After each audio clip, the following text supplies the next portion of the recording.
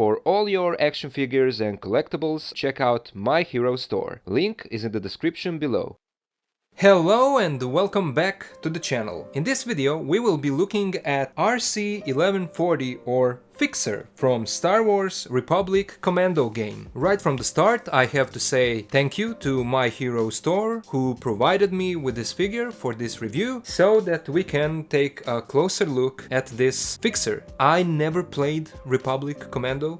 I know about the game, but I never played it myself. But I'm an action figure collector, a Black Series collector, and I do enjoy a great Black Series figure. But for some reason, when these Commando figures started to come out, I decided that I'm going to skip on them because they kind of, for what they are, disappointed me a bit, because when I see those bodies, they are, for me, the Bad Batch characters. I kind of hoped that when we see a clone Commando figure in the Black Series, that it will be a new sculpt. Hasbro, of course, decided to go the other way and decided to reuse this hunter body. Clone Commandos should be a bit bulkier than this. I mean, I know that this body is bulkier than the standard clone body, but I feel like it should be a little bit more bulkier. Maybe perfect proportions for Clone Commando would be something in between Hunter and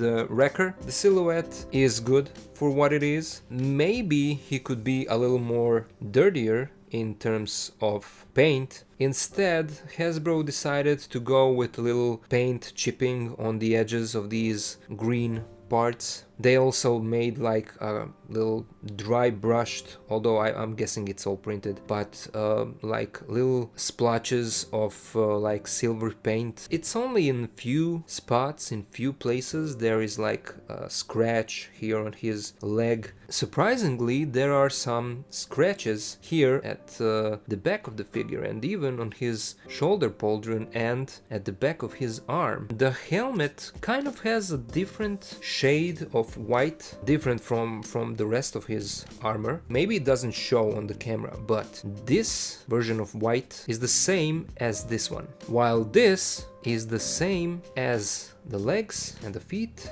Of course, we have all of these details that we are familiar with from the Bad Batch figures. If you have any of those guys, especially Hunter, then you know what to expect here. And what bothers me is, since this is a Hunter body, Hunter figure comes with a knife, and that knife is stored here on his arm, and instead of sculpting it differently, they decided to reuse it but remove that storage for Hunter's knife and just not even fill this gap, but just leave it like this, like an open hole. I don't understand that. I don't know why. I mean, how much can this cost? The helmet for all of these clone commandos is almost the same. I love this metallic blue color on the visor. Green is nicely painted, very clean. There are some more fine lines and details that are not visible at first because it's all clean. Maybe a kind of dry brushing, some weathering would bring these sculpts out. There is no head underneath. Is this helmet accurate to the source material? Some of you who played the game would probably know better than me, so you can tell me down in the comments.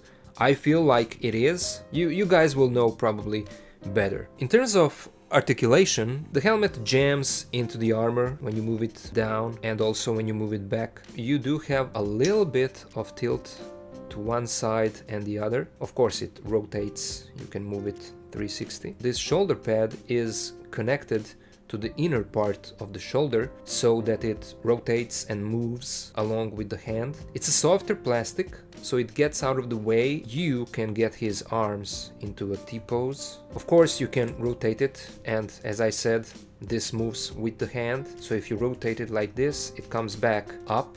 No butterfly joint here, so that's a bummer. There is no bicep swivel. There is a single elbow that gives you 90 degrees and it swivels. This hand goes down. This would be in and out, obviously, and this is up and down. There is no cut down here, only in the upper part, so you can swivel it up here, you get a little bit of back, a little bit of forward. And in his legs, we do get forward, but it goes out because of the way that the armor is sculpted here, because how it curves, it will jam into his crotch when you try to move it like this, but then you have to turn it and it goes out like this. But if you want it to look like it's more straight, then what you want to do is swivel the leg here at the knee, and so now it looks like it's more straight.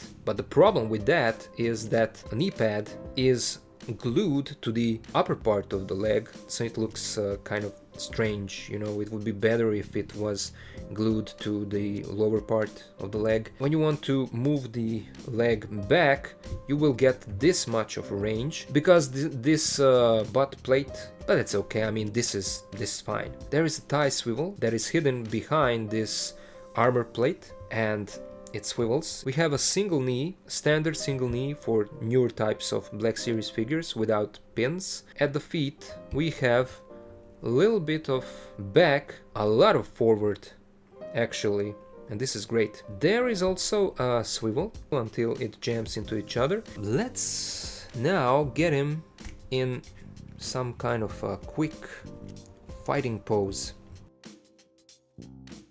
So here we have Fixer ready for battle, and let's take a look at his accessories.